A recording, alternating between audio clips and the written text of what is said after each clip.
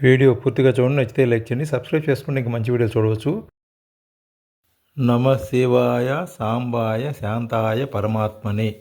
సాంబా అని పిలిస్తే చాలు శివుడు వెంటనే కరిగిపోతాడు.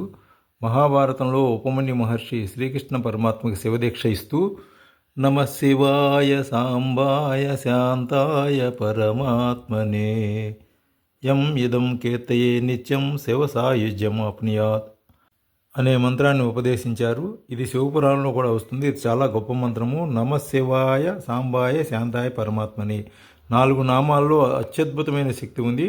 నమ శివాయ అంటే శివాయ నమః మహాపంచాక్షరి మంత్రం. శివభక్తులకు నిరంతర జపం చేసుకోవడానికి ఉపయోగపడే పంచాక్షరి మంత్ర మహిమను శాస్త్రాలు ఎన్నో విధాలుగా వర్ణించాయి. ఆ ఊ మా బిందు నాద అనే పంచ అవయాలతో కూడిన ఓంకార సూక్ష్మ ప్రాణము, నామ శివాయ అనే 5 అక్షరాల శివమంత్రం స్థూల ప్రణవం.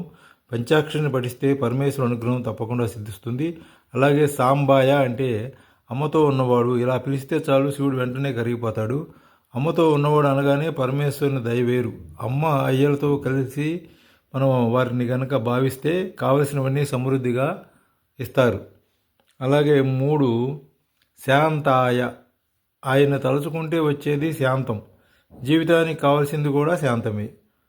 ప్రపంచోపశమం శాంతం అద్వైతం మన్యంతే అని ఉపనిషత్తు చెప్పింది.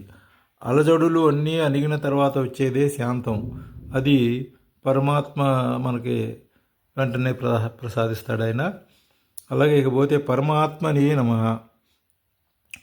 పరమాత్మని నమః అంటే చిట్ట చివరికి పొందవలసింది పరమాత్మ తత్వమే. అన్నింటినీ కలిపి 4 నామాలతో పొదిగిన మంత్రరాజ్యం ఈ శ్లోకం. ఇది అద్భుతమైన మంత్రం. శ్రీకృష్ణుడంతటి వాడికి ఆయన ఉపమన్యు మహర్షి ఇవ్వడం జరిగింది. మనం కూడా చక్కగా రోజు ఈ 4 నామాలనే స్మరించుకుంటూ ఇది ఒక మంత్రంలాగా మనం చేసుకుంటూ చక్కగా స్నానం చేసిన తర్వాత ఒక 5 నిమిషాలు చదువుకుంటే చాలు. చక్కగా చదువుకోండి, సంతోషాన్ని పొందండి, అన్ని పాపాలు పోతాయి. సర్వం శుభం.